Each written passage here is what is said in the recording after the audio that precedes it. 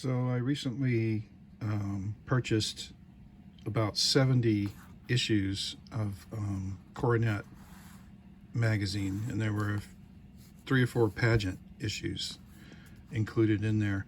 Pageant, I think these are both from the same publishing outfit. They have the same format. Pageant is the better one. It had, for people interested in graphic arts and cartoons, much more lively, and Harvey Kurtzman had some stuff in issues of Pageant.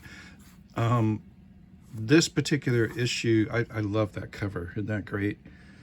Didn't really have much in the way of cartoons, but it reprints for summer reading 3 short stories, including The Lottery by Shirley Jackson, and then a Faulkner story and a Stanley Ellen story. But I think that's kind of cool. This issue here, and this is here we go. Tells you the year on the spine. Can you see that? 1945, August 1945. And I found in here no eye candy, but a really interesting article written by Allan Saunders, one of the better writers of comic strips in the newspapers. Oh my God, I'm trying to remember what his strip was that he did, that he wrote. Oh, I can't remember. But this is a great article about writing comic strips and comic strip writers, and I think that's really cool. I'm sorry I can't tell you what he wrote, but you can look him up easily enough. I can't access that memory at the moment. Here's an issue from June 1954. And one thing I found in here, this is out of looking through 70 issues. This is the gems I found. This one is really awesome. This is it's just a survey of some of the better known and actually lesser known cartoonists, ones who are forgotten today. But here's Ham Fisher with a really cool, interesting photograph. Here he is with his characters from his comic strip, Joe Palooka. Interesting looking character. You guys know who that is? That's George McManus, creator of Bringing Up Father. And interestingly, like Will Eisner, as he aged, he began to look like one of his characters. Here he looks like Jiggs. Will Eisner, of course, looked like Commissioner Dolan as he aged. They say an artist, puts a little bit of themselves into their work. Well, it seems so obvious with some cartoonists. This one is perhaps the real gem of the whole thing. This is a rare photograph of Superman cartoonist Wayne Boring. And here he is loading up the back of his car with, that could either be a drawing board or it could be a package of Bristol board. But he's getting ready to drive to Florida, where he works in a Florida studio for part of the year. So I think that's pretty cool. It says here, to a southern beach. Oh, well, okay. Not necessarily Florida. You have to be careful as a historian. Always check your facts. King, Frank King, Gasoline Alley. Look at that mug. So much humanity in that man. I love this guy's work. And he was just an artist through and through. And also a good family man and good husband. And here's this wonderful drawing with him among his characters.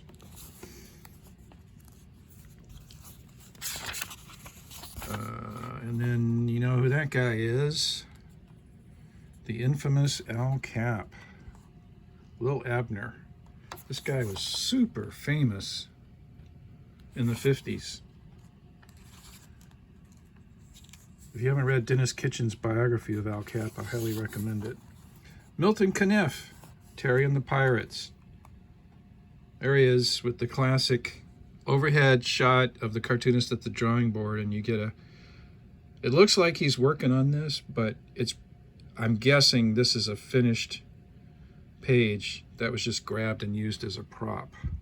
And this is also the other typical image, and you see a lot of these with Milton Caniff, of the artist with a beautiful model.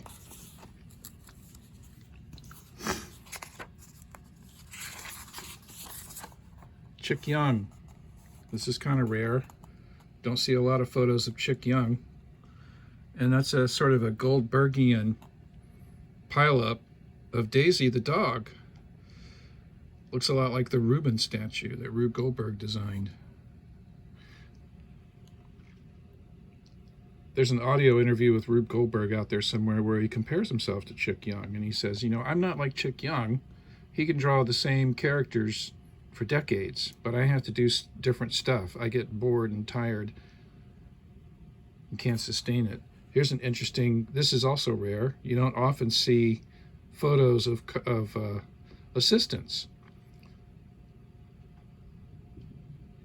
Ray McGill. If you want to read a cool novel, which is based on a great deal of research and insight into the industry, Tom DeHaven, Derby Dugan, about an assistant to a famous comic strip artist.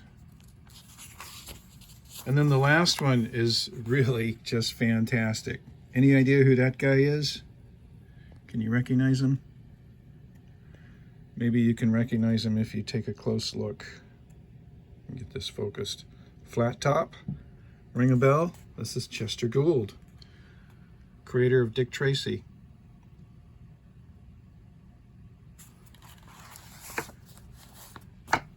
In the earlier issues of Coronet, it had a different format. It wasn't square bound or perfect bound. It was like this. And why did I pull this one? Oh, yeah. Oh, man. Really nice portfolio of cartoons by Grandville.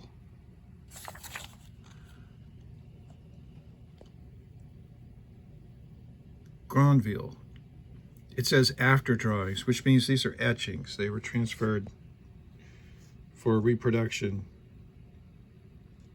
etched by hand into metal sheets from which they were printed, or wood, perhaps, probably wood. Well, hell, I don't know. I don't know what process they used. I mean, this is a modern magazine, so there's his signature.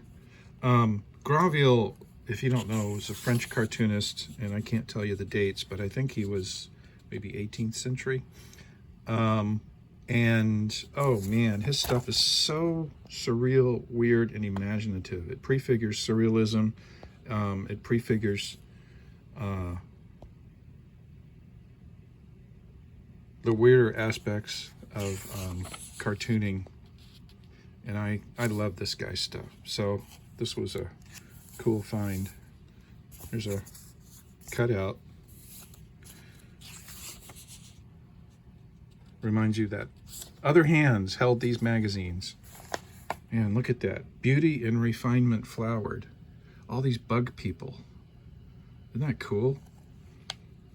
Dover put out a nice book of Grandville's drawings. If you don't know Dover Books, they're excellent publisher. Cheap editions of great stuff printed on paper that won't fade. The only problem is when a Dover book goes out of print and years go by, like probably has with Grandville if it's not in print, it can be a little on the pricey side. But hey, I just bought a collection of George Cruikshank's drawings for $8 off the internet. So, Dover Books. Look up the Grandville book. Why do I have a rubber band around this? Oh, I guess these two are related. Oh, right. You ever watch Sergeant Bilko, the TV show? Phil Silvers. Oh, it's an acquired taste, but it was a very weird TV show, gotta say. And I think the second issue that I pulled has an article on Phil Silvers. Yeah, there it is. So he was a famous TV comedian, and it's hard to describe his style. Wisecracking, perfect timing. He could lose himself in his characters. He had a memorable part in It's a Mad, Mad, Mad, Mad, Mad, Mad, Mad, Mad, Mad World. So, and then last but not least, like I said, I think there were 3 issues in the 70 plus collection that I bought. And I bought it on spec, hoping I'd find something cool. Well, I paid $10 for the whole thing, so this makes it worthwhile. This right here is an issue of Pageant that snuck in, and right away my eye was drawn to the back cover. Does that ring a bell for you? You recognize that style, that very fine cross-hatching combined with the very weird cartooning, which, by the way, resonates a little bit with Grandville. Human body, animal head. Well, this is your old friend, Basil Wolverton. Special piece by Basil Wolverton, loaded with astonishing graphics.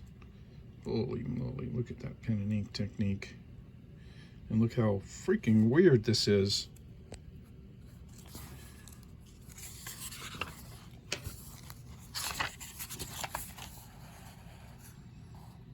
Looks like an evil character from the Barks universe. These are all birds driving cars. Supposed to be road birds.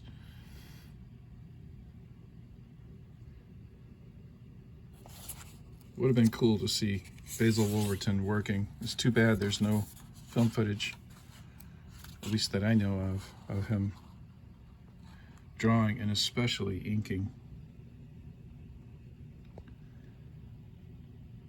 Well, so you can find some interesting, obscure stuff in magazines.